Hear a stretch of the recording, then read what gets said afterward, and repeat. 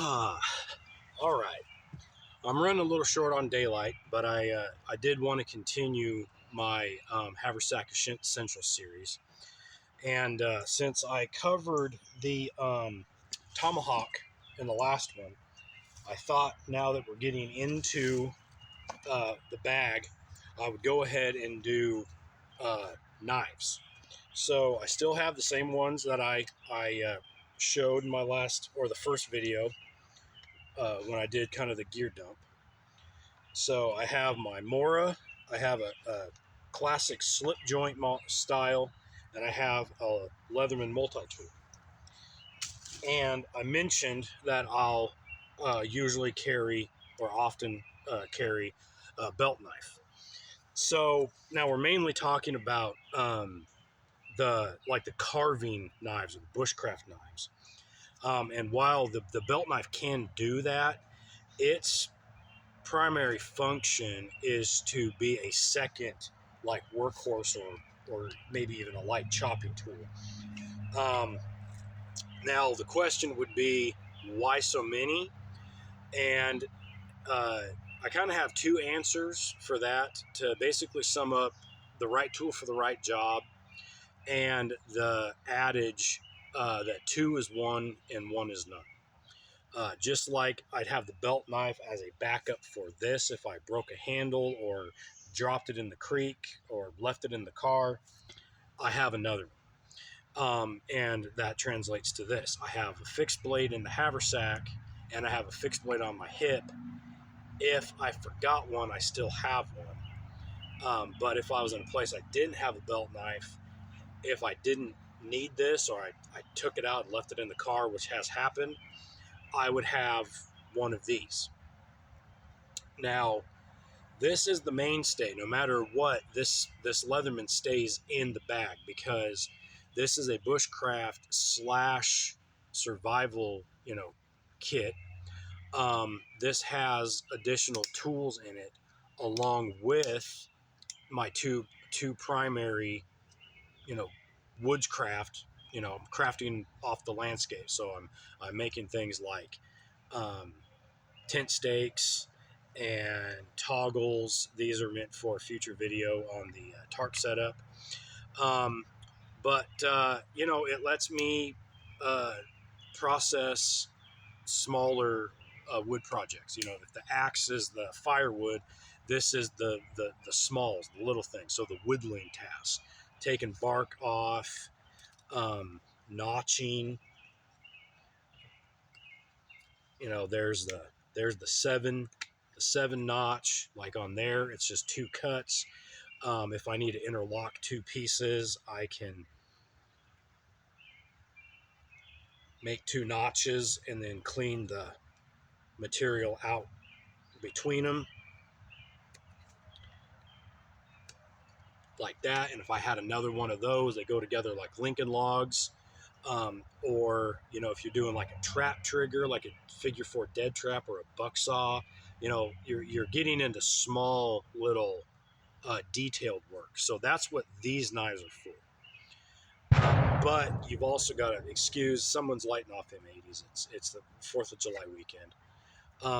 Anyways, so you're doing little things, but you still got to have some power behind it. And that's where I shy away from these, even though I like them. They're very traditional and stuff, and they do have a place in things. These are not, in my opinion, great because and even as a bigger utility knife, if you're getting into cutting rope and stuff, I had a bad experience as a kid. My first pocket knife was a little tiny guy, and it was small even in a small kid's hands. It was small. It was a great little utility knife. Do this, peel the bark off a hot dog stick or a marshmallow stick, stuff like that. I mean, we're talking pencil size. But anytime I got bigger than that, I remember I was the big brother. I was the oldest cousin, and they were always, so the little kids were always getting me to do stuff.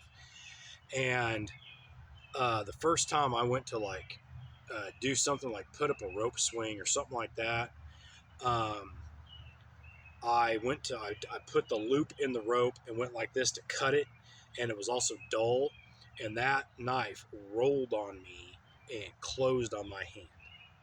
And I was a young kid, and I was stubborn, and I kept going. So by the time I was done, I had that knife close on my thumb like this.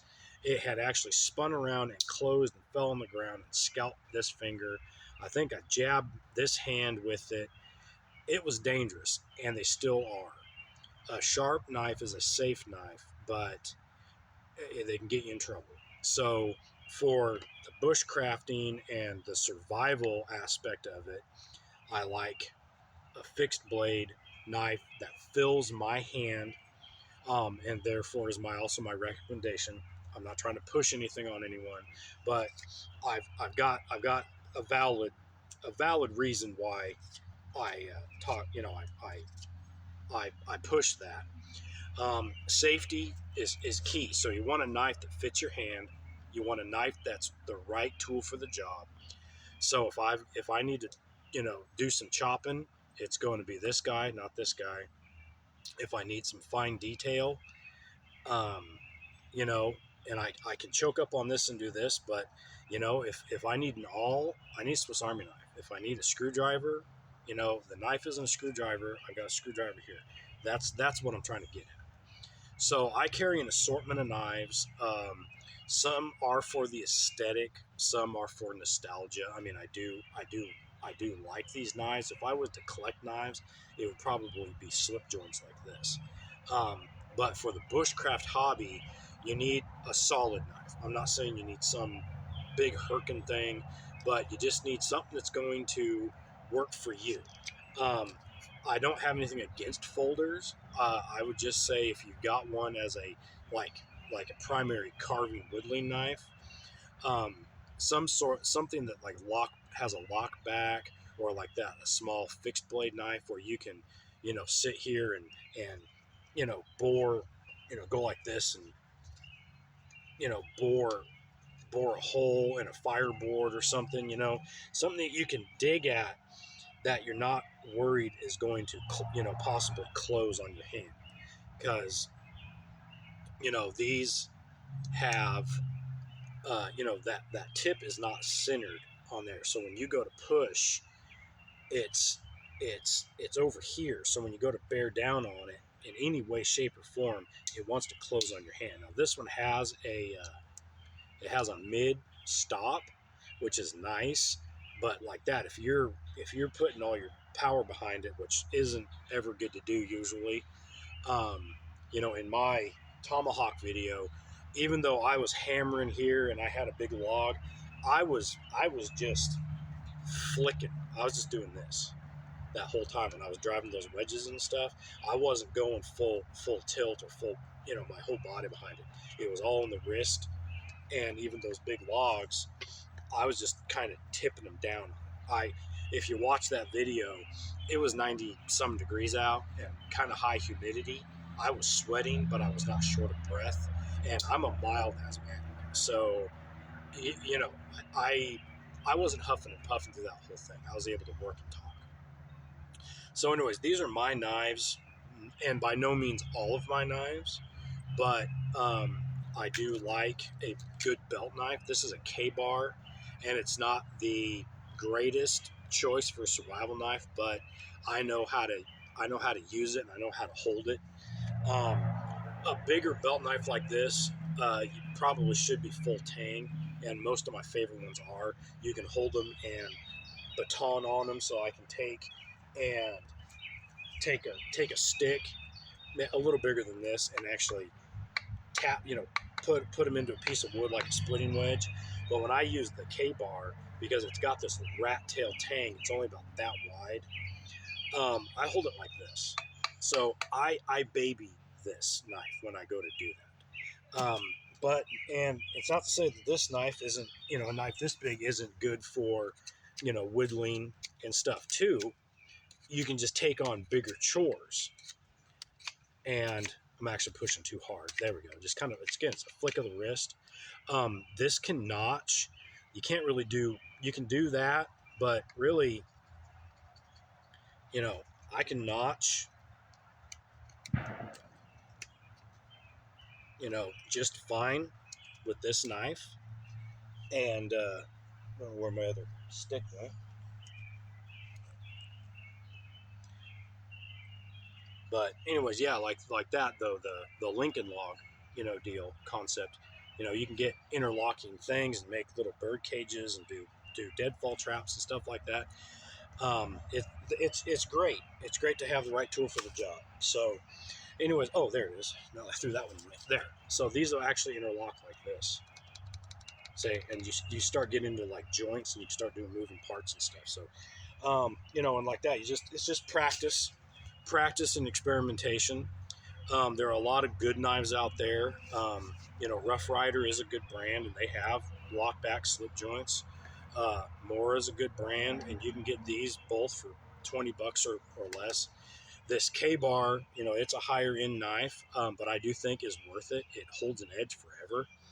And Leathermans are, you have high end, lower end for Leathermans, but I usually find these at like flea markets and on eBay and stuff. I think I paid $15 for this one. And they still have the lifetime warranty. So if you did break it or something, you can send it back. So, you know, it's an investment. Um, and it's, you know, and like that, it is an essential for the bushcraft hobby, and then by extension, you know, the survival thing. So anyways, I've got my little items. They need to dry before they're green wood, so I need to let them dry before I put them into practice. But anyways, there's that. I'm working up to kind of a shelter camp setup, but it's been too hot and dry for a fire. It's either been too hot or too dry, or has been soaking wet and too hot, because we keep getting kind of pop up storms that roll through. So the woods are either saturated or they're just a tinderbox. So anyways, there we go.